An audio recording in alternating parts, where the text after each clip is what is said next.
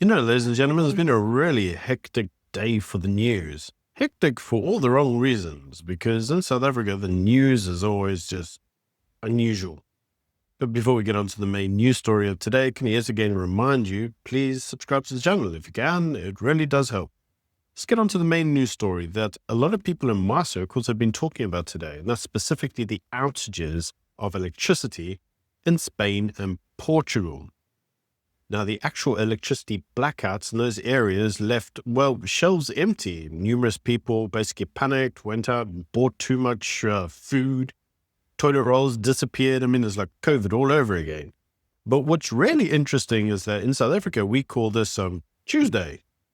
And this actually reminds me of a comment that we've made on this channel many, many times. And that is, when a state starts to fail, South Africa is like, yeah, it's Wednesday.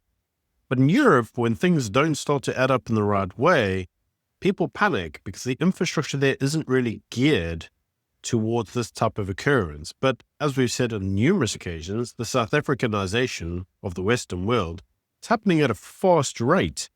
Now, if you actually look at some of the statistics as to why this has apparently happened, according to some of the groups that I'm on, apparently this was all because those territories switched to 100% renewable energy. And the actual renewable energy couldn't cope, which led to grid collapse. Problem is, when a grid collapses, you don't just restart it quickly, it takes time. Anyway, that's just the indications that I've seen. Let me know what you think in the comment section below. So let's actually get on to one of the first news stories of today. And this is actually that a EFF councillor has ditched the EFF and moved to the DA in the Western Cape. And this was announced by Mayor Jordan Kill Lewis. And I've got to be honest and say, I view the entire thing really, really skeptically.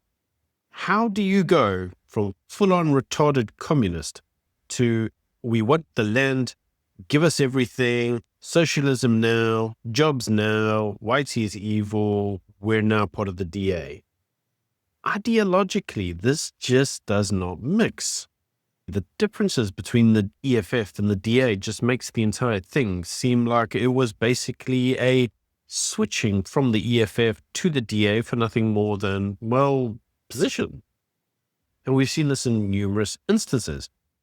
And there is actually a line in the former EFF councillor's statement that makes me think that this is exactly what this is. And she says, she left the EFF because the DA has resources and they want to do more.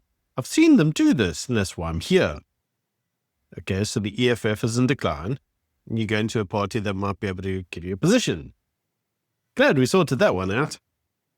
Talking of the DA is now taking the Minister of Employment and Labour to court to challenge the Employment Equity Amendment Act.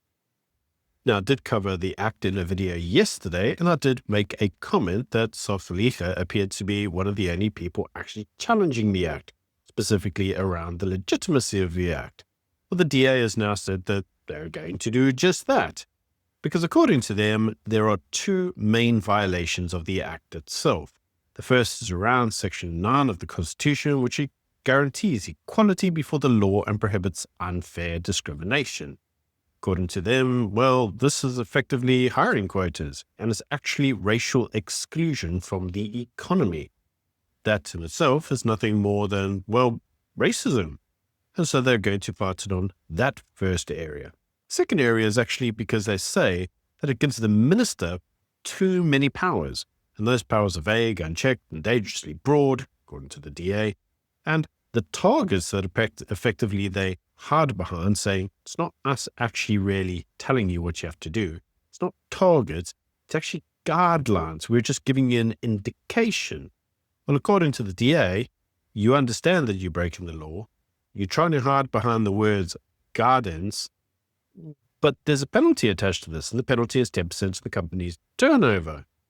You don't get penalized for guidelines, you get penalized for targets.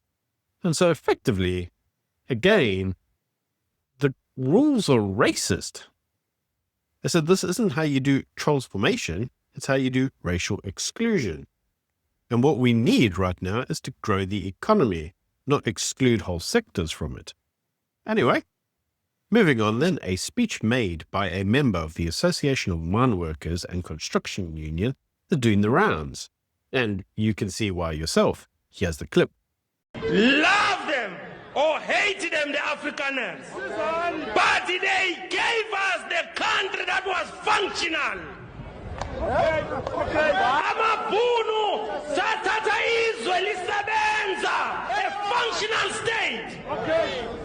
In as much as the Nationalist Party was cruel to humanity, but they left us with a functioning state.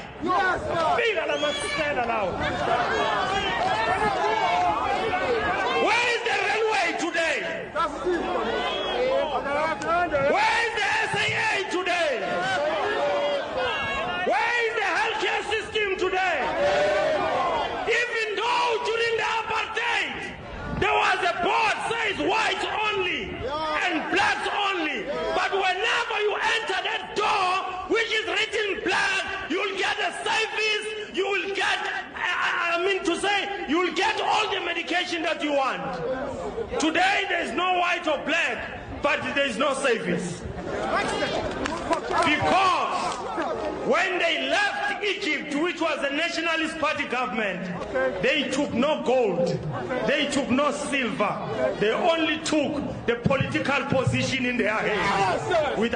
Now, what I'm noticing from various sectors is that parties are starting to get really, really angry with the ANC's inability to basically maintain South Africa. Failing infrastructure is becoming rather normal, and this is actually really starting to annoy people, where video clips such as this and speeches such as these are now becoming actually really normal. But you know what's not normal? This clip from the EFF.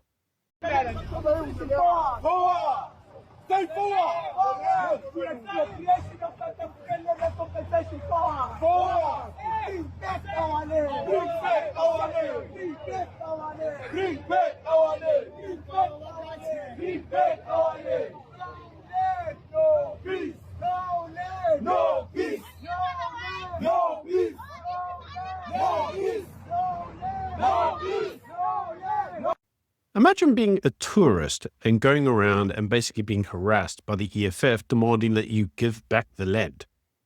I mean, this is just retarded. They're freaking tourists. They're not landowners in South Africa.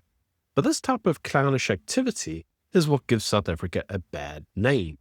When we put video clips like this on, say, X, for example, these clips can very easily be used and circulated amongst any normal sane person as examples of the insanity going on in South Africa.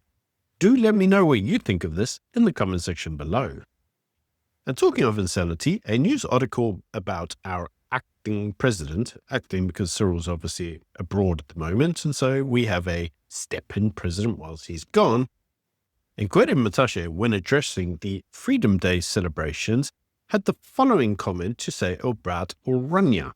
Orania, an Orania, piece of land in the Northern Cape. They want to create it as some land that is independent.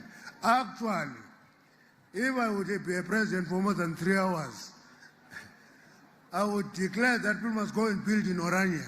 Black people must go and build there. And we mix them. They appreciate that hatred can never survive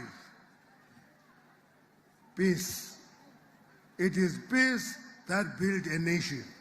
But I can't. If I was, I would say, go and build in Orania. Others go over to America and ask for the Makulu bus who Trump to punish us. But they stay here. Now, why this clip is really important is that there's a number of things in here that Gwede Mantashe seems to fail to understand. The first is that Orania is private property. It's not a municipality. It's not government property. It's privately owned. It's owned by a company on trust on behalf of all the individuals that live in Orania. You can't just go there and occupy the territories. You can't just tell people that they should just rock up and squat, if you will, and build, because we are going to force racial mixing. Look, I understand why he would say this, and I understand what it is that he attempts to remedy by making this suggestion. But it betrays everything that's wrong with South African political discourse. You can't just rock up there and build. It's not freely available land. It's privately owned. Many individuals say that they found the clip very distasteful because it seems to indicate that what Gwede Mantashe is attempting to do is force racial disharmony, because what it effectively will do is encourage people to go there, commit unlawful activities, which may result in skirmishes.